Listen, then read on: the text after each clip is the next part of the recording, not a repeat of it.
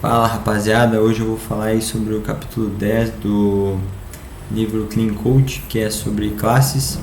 Ele é um capítulo bem grande, tem bastante coisa. Eu vou discutir aí um pouquinho sobre os tópicos que ele fala e explicar aí pra vocês, dar um geralzão sobre o que esse capítulo fala no livro. Então vamos começar aí. A primeira coisa que ele fala é o encapsulamento, né, cara? Ele fala que uma classe ela deve ter seus membros privados e sempre protegidos, né, pelo encapsulamento get set, né, sempre que possível, e expor só métodos de acesso que tem uma regra de negócio bem definida. É aquela coisa de sempre, né? A gente quer evitar o desacoplamento, a gente quer evitar que o código cliente da nossa classe mexa indevidamente, né, nos membros da nossa classe, para evitar problemas, né? Então, é isso aí. Ele fala que no mundo ideal todos os membros seriam privados, mas que eles não são tão radicais, apesar que são um pouquinho. Aí ele fala que tudo bem usar um protect para testes, né? Aí ele pode estender aquela classe e ter acesso a todos os métodos, todos os membros. Então basicamente é isso aí, né? O encapsulamento a gente já conhece, ele só cita isso no começo, brevemente. Depois ele fala sobre tamanho de classes, né? Que diferente das funções, que tu pode medir pelo nível de abstração, pela quantidade de linhas, aqui tu vai medir por responsabilidades, né? Tu não pode ter um código, uma classe que faz muitas coisas diferentes, senão ela fica uma classe Deus, né? E enfim. Aí ele dá umas dicas, né, de como evitar classes com muitas responsabilidades, que é poder descrever o que a classe faz sem usar o e, o c e o mas. É um método, né, que ele apresenta. Ele também diz para tu utilizar nomes específicos para tua classe, porque se tu colocar um nome muito geralzão, muito genérico, tu vai a longo prazo entender que tudo cabe naquela classe, tudo tu pode colocar naquela classe. Então um nome bem mais específico ajuda a intuitivamente tu separar responsabilidades, né? E aí ele logo vem pro Single Responsibility Principle, né, que é o S do Solid. Aí trazendo pro conceito aqui, é uma classe que deve o princípio diz que uma classe ela deve ter apenas um motivo para mudar. Esse princípio pode ser um pouco ambíguo, né? Um pouco vago, se tu for ver. É difícil definir o que é um motivo para mudar. Tudo pode ser um motivo para mudar. Se tu levar muito ao pé da letra isso aqui, eu acho que tu acaba passando do ponto e criando muitas classes artificiais ali que só tem um método ou alguma coisa assim, e fica muito desorganizado, né? Tu acaba pesando a mão demais nisso, acaba ficando pior do que era antes. Mas aí é um entendimento meu do princípio, né? E aí como que eu entendo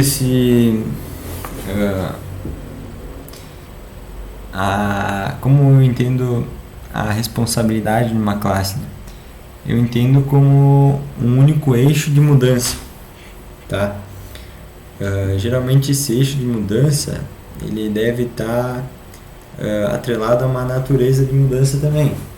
Por exemplo, tu não pode misturar numa classe ali detalhes técnicos com regra de negócio. Então, por exemplo, eu até botei aqui, ó, um pedido. Tu tem ali o ID, o cliente, os itens. Tu tem os métodos adicionar item, né, que vai trabalhar em cima dos itens. Tu vai ter obter valor total, que que vai trabalhar em cima dos itens também, né, somando o valor deles. Só que aí tu tem um gerar impressão aqui, que aí teria um monte de detalhe técnico aqui, cara, né? Tu teria que criar o PDF ali usando alguma biblioteca, trabalhar com, enfim, criação de arquivo e por aí vai. Então ficam dois eixos de mudança, né? Então tu tem regras de negócio do pedido, de como o pedido se comporta, e tu tem detalhes técnicos da geração de uma impressão para o pedido. E isso aqui, tudo bem, ele vai usar dados do pedido, mas é uma outra responsabilidade, né? Tu não quer misturar isso.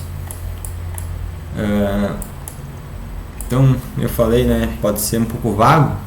Talvez essa forma de parecer vago seja bom, né, por um lado, que é um objetivo para se mirar, né, ter classes com responsabilidade só. Nem sempre tu vai cumprir, nem sempre tu vai conseguir fazer isso, né, então é algo para se mirar. Talvez, né, isso vai muito do problema que tu está resolvendo, do contexto que tu está inserido ali, no problema atual que tu está mexendo. Então é uma regra bem ampla que, pô, vai exigir um pouco de bom senso aí de tu como desenvolvedor ali na hora de utilizar ele e pensar nele, né? Mas é isso aí, cara, é algo a se mirar. Provavelmente nas primeiras vezes tu vai fazer uma cagada, pensando em acertar, aí tu vai aprender com erro, tu vai ver que não faz sentido. Então, cara, cada caso é um caso, né? A gente tenta aqui fazer mais ou menos alguns exemplos, mas a verdade é que é bem dinâmico isso aqui, tá? Aí eu coloquei um outro exemplo aqui do pedido, que ele tem vários métodos aqui, né? Adicionar item, obter o valor total do pedido, e ele tem a aplicação de desconto porcentagem, né? Aplicar um desconto com porcentagem no total do pedido. Tu pode argumentar que essa classe faz muita coisa, que ele cuida de aplicar desconto, cuida de obter valor, cuida de adicionar item. Só que, cara, tudo isso compete ao pedido, né? É uma regra de negócio do pedido. Aplicar desconto, porcentagem é uma regra do pedido, né? Do jeito que tá aqui, tá logicamente aceitável, né? Tá um escopo bem definido, na minha opinião. Se por acaso tu precisar de mais formas de aplicar desconto, aí talvez isso aqui precise se tornar estratégias, né? E isso aqui passa a ser uma abstração do pedido, que é o que a gente vai ver depois. Mas tudo tem que ser guiado pelo cenário atual, né, meu?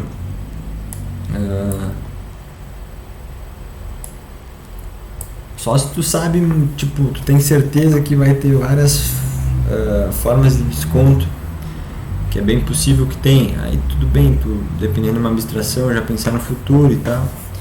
Mas, cara, sempre tenta pensar no desenvolver para o cenário atual, né, cara?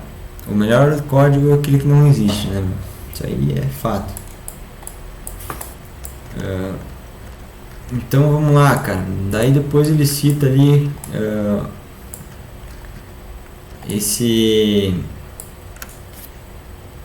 essa batalha aqui, né? Classes pequenas e complexidade. Tu pode argumentar que criar muitas classes, separar muitas responsabilidades vai deixar o sistema ali complexo, né? Só que na verdade a complexidade da lógica ela já existe no sistema, né, cara? Então o que a gente faz é só organizar de uma forma melhor o código, né, cara? Separar de forma melhor. Então ele até cita um exemplo ali de gavetas, né? Tu prefere colocar tudo dentro de uma mesma gaveta ou separar várias gavetas, em cada gaveta tu tem coisas bem definidas, né? Então tu sabe onde é que tá cada coisa, pelo que buscando pela gaveta que guarda aquele tipo de coisa. Então é isso, né, cara? A gente sempre vai querer ter várias gavetas que tenham cada uma a sua própria cara, sei lá, sua própria característica para guardar. Enfim, vocês entenderam, né? Vocês entenderam. Aí beleza, ele fala também que quando a gente separa por várias classes, a gente reduz a necessidade do desenvolvedor entender detalhes que ao ele fazer uma manutenção ali no código ele não precisa saber, né? Então se a gente tem classes bem separadas por responsabilidade, surgiu um problema lá no desconto do pedido, eu vou lá direto na classe desconto pedido. Tudo bem que é o exemplo que eu dei e tal, na classe pedido, né? Enfim, vocês entenderam. Eu não preciso ficar lendo uma função gigante ali que aplica desconto, entendeu? Eu já sei diretamente onde ir, não preciso ficar me sobrecarregando, né, o cognitivo da gente na hora de resolver algum problema. Então fica tudo melhor para o desenvolvedor, para dar manutenção. Aí depois a próxima coisa que ele fala é a coesão, cara. Pera aí que eu acho que não dá pra ver, né? A coesão, parceiro. A coesão é a parada mais top, mano. A coesão é o que manda, mano. Não, cara, a coesão é uma forma de tu identificar se uma classe está fazendo mais de uma coisa de forma concreta, não é um conceito subjetivo. O que quer dizer uma classe coesa? Uma classe coesa é o quanto os métodos dela utilizam dos membros, das variáveis que ela tem de instância. Quanto mais os métodos utilizarem as variáveis, de forma geral, mais coisa é a classe.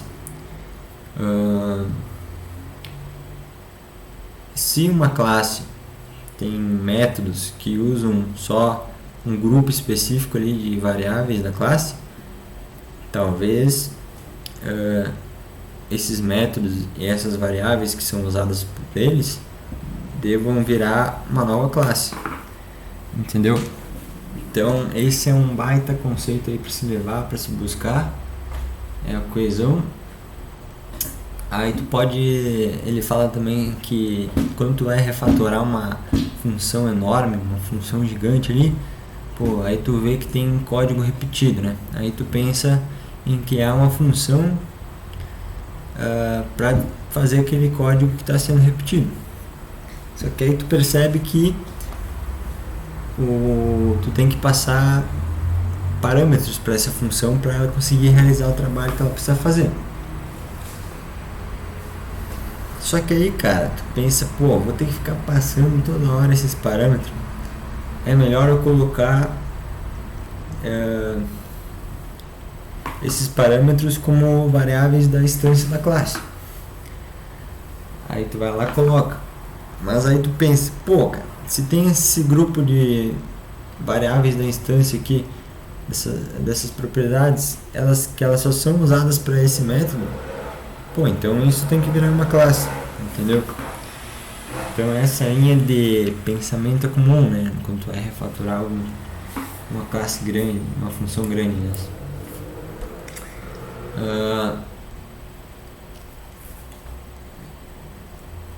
E aí indo pro próxima etapa aqui, próximo conceito, é o organizar para alterar, que ele fala que sempre vai existir a necessidade da gente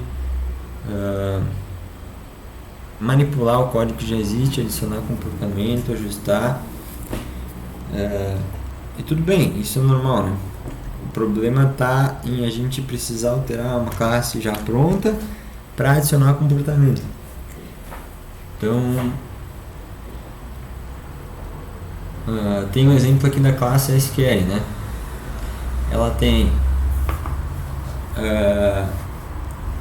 o método select e o método insert, que basicamente geram ali a consulta. Aí tu pode pensar, mas essa classe tem muita responsabilidade, ela está fazendo duas coisas aqui, tem duas responsabilidades, gerar select e gerar insert. Só que na verdade, cara, tu só tem um motivo para alterar, que é quando tu precisa mudar algum detalhe técnico nos comandos do SQL. Então, é um pouco subjetivo, né, o motivo da mudança. Só que se tu precisar adicionar um novo método aqui, por exemplo, o update, aí sim tu vai ter dois motivos para mudar a classe, que é adicionar um novo comportamento e editar os comportamentos que já existem. Dois motivos de mudança. Nesse caso, tu teria que abrir a classe, né, e refatorar.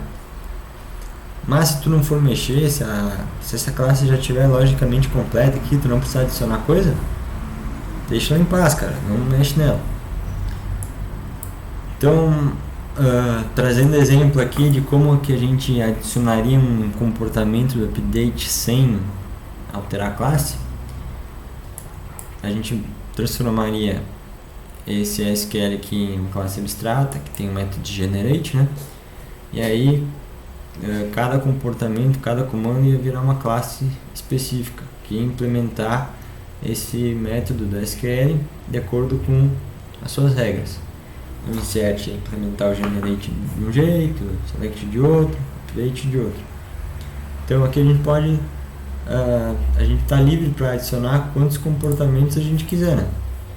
A gente pode adicionar aqui o select com critério, a gente pode, enfim, o que quer que for, que a gente não vai precisar alterar nenhuma classe, né? Só adicionar novas classes. E isso aí é o princípio do aberto e fechado, né? Que é o Open Closed Principle. Uma classe deve estar aberta para extensão e fechada para alteração. Então é isso aqui que a gente comentou. A gente consegue adicionar comportamento sem que a gente altere as outras classes. Tá? Então esse é um princípio, cara. Nem sempre a gente vai conseguir aplicar isso aqui, né? Nem sempre isso vai ser tão benéfico. Mas é isso aí, cara. Esse é o princípio. Aí depois a gente vai para inversão de dependência, que é outro princípio ali do Solid, né? É o D, se não me engano, que basicamente diz que a gente não deve depender de implementação concreta, e sim de abstrações. Cara, isso eu acho que sim, é algo a se mirar, é algo muito proveitoso, é um bom princípio. Eu acho que ele é mais específico, né? Não é tão vago, dá para aplicar ele em diversos cenários. Então, basicamente, essa é a ideia, né? Depender de abstrações. Mas por que fazer isso? Porque ajuda em testes, né? E também mantém a regra de negócio, né? O domínio intocável. Ou seja, vamos trazer para um exemplo aqui, ó. Vamos imaginar que eu tenho uma classe carteira, que ela calcula o valor total que eu tenho de certa ação da bolsa. Então eu tenho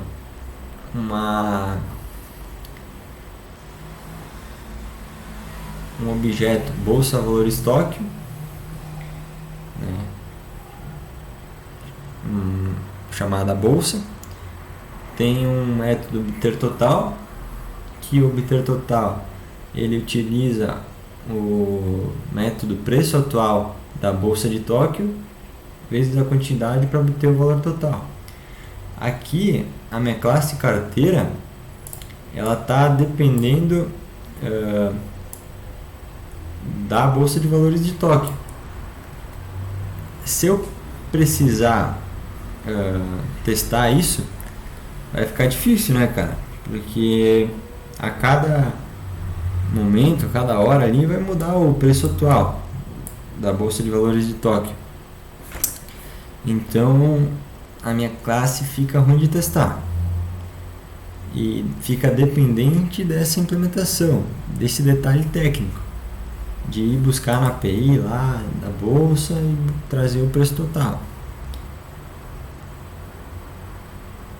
Então isso é um problema, cara, para testes, e porque minha classe, minha regra de negócio está dependendo de um detalhe técnico da Bolsa de Valores de Tóquio.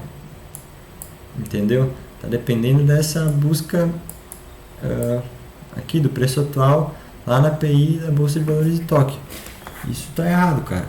A pergunta que eu tenho que fazer aqui é: o que minha classe carteira precisa? A minha classe carteira precisa que alguém retorne o preço atual da bolsa. Mas não quer dizer que eu preciso da classe Bolsa de Valores Tóquio. Eu não preciso do valor que tem lá na Bolsa de Tóquio. Eu preciso que alguém me passe o valor atual da ação. Aí então, cara, para a gente refatorar isso, a gente passa a criar uma abstração, né, uma interface, aqui no caso, Bolsa de Valores, que ela retorna o preço atual. E aí eu passo a depender dessa interface aqui na minha carteira, né? Opa, desculpa aí, cara, não dá pra ver nada, né? Então é isso aí, ó. Eu passo a depender de uma interface, de uma abstração, que ela tem como responsabilidade me retornar o preço da bolsa atual. E é isso, cara. Então agora eu dependo de um comportamento aqui. Eu dependo de uma bolsa de valores me retornar um preço atual. Eu não dependo da bolsa de valores de Tóquio me retornar o preço. Então isso protege a nossa classe carteira, de modo que a regra de negócio dela não fica acoplada com detalhe técnico de busca por API, busca da API específica, né? E aí, cara, o teste também é beneficiado, né, cara? Eu consigo testar isso tranquilo, né, cara? É só eu criar ali quando eu for testar, eu crio uma classe que implementa a bolsa de valores, né? Que implementa a interface bolsa de valores. E pronto, cara, eu implemento o método preço atual e retorno um valor fixo. Então eu consigo testar facilmente isso, sem depender, né, de uma API que retorna um valor a cada momento.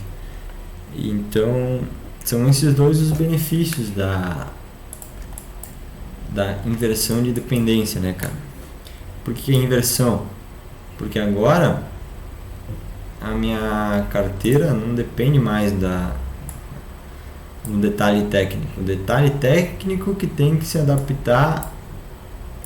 Então, o detalhe técnico aqui, ele precisa se adaptar à minha interface, e a minha carteira precisa da interface, daquele comportamento abstrato. Então, a gente protege o nosso negócio, né, cara? Na nossa regra. E é isso aí, pessoal.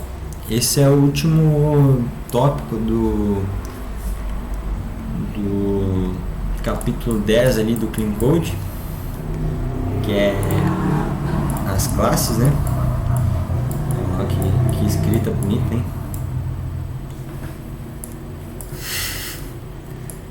E é isso aí, gurizada. Esse foi o vídeo aí. Eu trouxe uma visão geral aí do que fala o capítulo, do que eu entendi. E é isso aí, deixa aí seus comentários, dá o like, se inscreva no canal. E é isso aí, gurizada. Bom estudo aí pra vocês. Desculpa aí se ficou ruim, não entendeu alguma coisa. Mas é nóis que a voa. Carai.